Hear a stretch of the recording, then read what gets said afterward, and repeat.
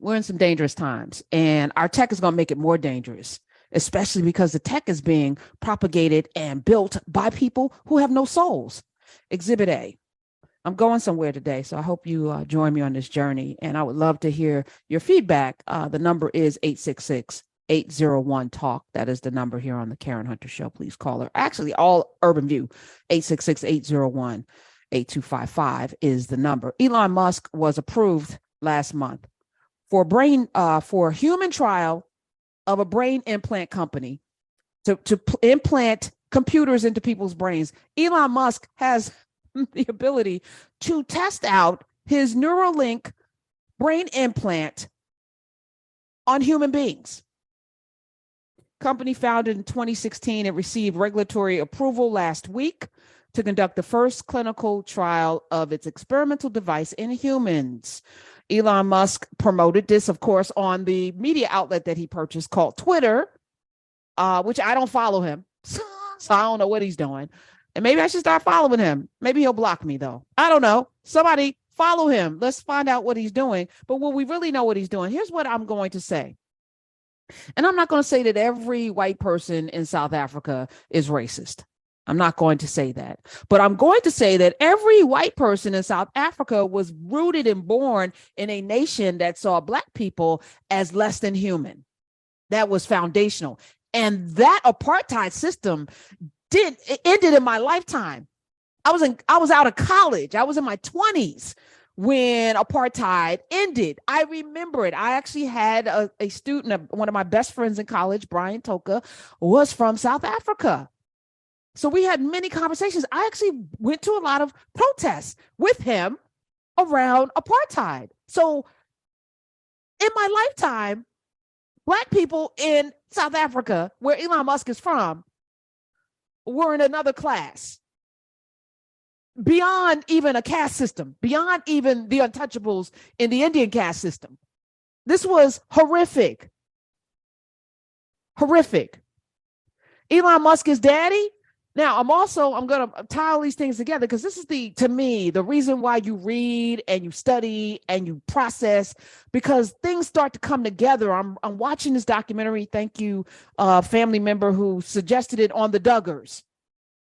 I've never watched a single episode of the Duggars reality TV show on Discovery, which now is one of the most powerful networks in the country. Put that over there to the side. All of these things should click for you at some point. They built much the way Fox built on the backs of Black content within Living Color, Living Single, Girlfriends and all, and then once you got the numbers, you discarded the Black people, the Black TV shows, and then because you had the advertising, because it all catches up, right? So now you got the numbers to go out and get the money. You don't need the Black people anymore. Let me see, where have I seen that before? Oh, America. 866-801-8255. Oh, England. So Discovery built on reality shows, the Duggars being the most famous, successful, that then launched a whole bunch of others to the point where I think it just bought like Warner Brothers or something. Like Discovery is powerful. But the Duggars, I'm like, I just thought it was interesting. They got 18, 19, 20, 16. First it was 16 children. Oh, this is interesting. But I've never watched a single episode. So I'm watching this documentary and I'm like, oh my God. Oh, this is a whole cult movement. There's a whole movement behind this. Then I'm watching the Hillsong documentary and I'm like, oh, wait a minute, something's going on here in this country. And then I'm looking at Utah. I'm looking at you, Utah. Yes, there's a through line, right? So when we think about like countries and borders, there's no countries and borders, especially when now because if you listen to the show, know that the whole Holocaust thing that we talk about, the horrific Holocaust, the Nuremberg laws that gave us the Holocaust were formed from the United States Jim Crow laws. And as a matter of fact, the United States participated. As a matter of fact, eugenics started here. This notion of a master race started in America. So Elon Musk having control over AI that can be implanted into people's brains, he said the device is to help people who are paralyzed and have neurological impairments, brain impairments. This is going to help. Yes, it can. In the hands of somebody who has a soul, it can help. But what does it look like in the hands of someone without a soul? Who may have in his DNA, his epigenetics, this notion that somehow he is a master race, which is why he's having all those children. See, Nick Cannon, I would respect him if he had a purpose. I feel like Elon Musk has a purpose. There's a reason why. So he has now the right to experiment. And I wonder where he's going to go and will we even know, right? Because we know that the Chat GPT platform, they went to Kenya to build it with people paying them pennies on a dollar in Kenya. I wonder who they're going to experiment on first before the billionaires then decide it's safe. Okay, put it in, because Walt Disney preserved his head just for this moment. He wanted to live forever. And this will allow you to store your memories. And let me see, it said, Musk claimed that Neuralink's device could be used for a range of therapeutic uses to treat conditions like blindness, paralysis, and depression. So let me stop there, because if you're blind, paralyzed, depression, okay, I think we could do other things, but yeah, I guess if your brain is wired for depression and there's no other way to get out of that, you would want anything, right? And I think about that in juxtaposition to the vaccine that so many people now are saying Jamie Foxx is the reason why he got a stroke. Like, but y'all would take Viagra without caring about any side effects at all. If it said you would grow a horn on the back of your neck, but you could get a hard penis, you will take that Viagra. And now folk are taking Ozempic,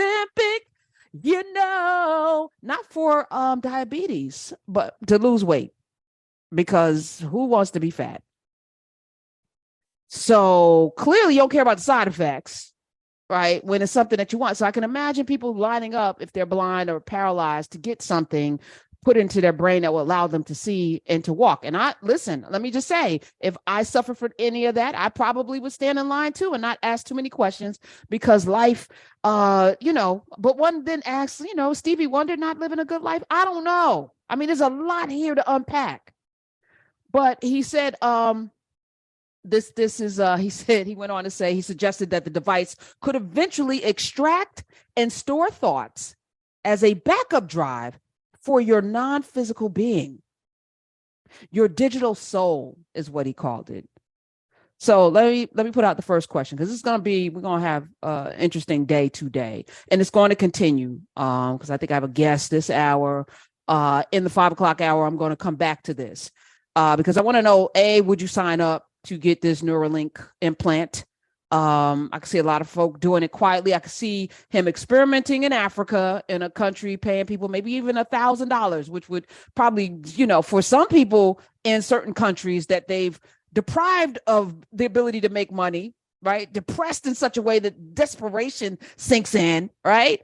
In some of these nations that have been warring because, people be meddling in folk business and making it scarce on a whole continent that has everything. There's scarcity. Make it make sense, Jesus. Teenage Jesus. That's who I rock with, by the way.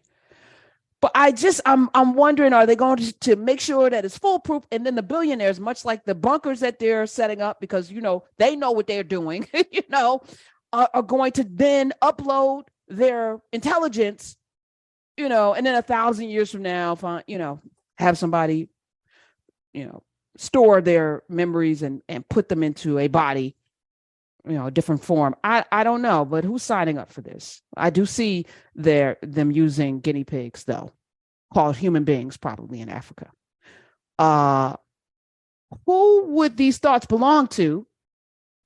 I asked this question because, will Elon Musk have control over your thoughts? I ask these questions because even if the government says no, who's going to stop him, boo? Who's going to check him, boo? Who? Half of Congress don't even know how to spell AI. They have no idea what this is. I've watched way too many of these hearings to know that the people who are in charge of making laws don't know. Because we keep sending people to Congress that don't know. We keep voting based on our emotions. based on whether we like somebody, based on whether we don't like somebody. We don't send people that are actually capable. So Microsoft, this is I'm going somewhere. Microsoft has been fined by the Federal Trade Commission, the FTC, $20 million. Doesn't seem like a whole lot. Why were they fined? Well, they illegally collected and retained the data of children, y'all's kids who signed up to use its Xbox video game console. So did you know when your child has an Xbox that the child is pretty much given Microsoft carte blanche to rifle through all of their information and their data and to collect it and keep it? Well, actually, they didn't give permission because Microsoft is in breach of the government. So they were fined, right? The agency charged that Microsoft gathered the data without notifying parents or obtaining their consent, and that it is also illegal to hold this data. Those actions violated the Children's Online Privacy Protection Act, which limits data collection on children under the age of 13. Websites and online games and services geared toward children are legally required to obtain parental permission before collecting information for users under the age of 13. But of course, your children click, yes, I consent, and you're never in the room. Y'all don't even know what goes on in these video games. This is where a lot of racism is formed, by the way. A lot of awful, evil things that happen in the video game realm on those headsets and conversations that go on that none of y'all know about.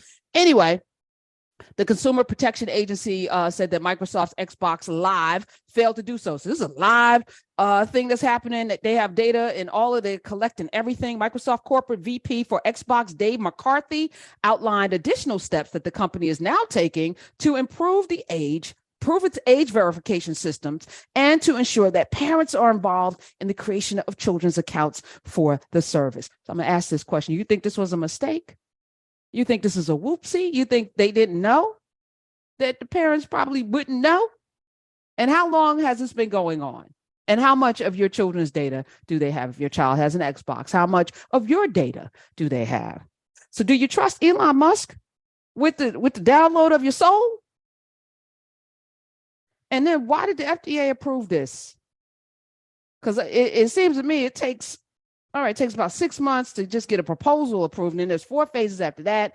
They rejected this Neuralink in 2022. So you're telling me after finding dozens of things wrong with it, it only took you a year to say, oh, okay, we agree.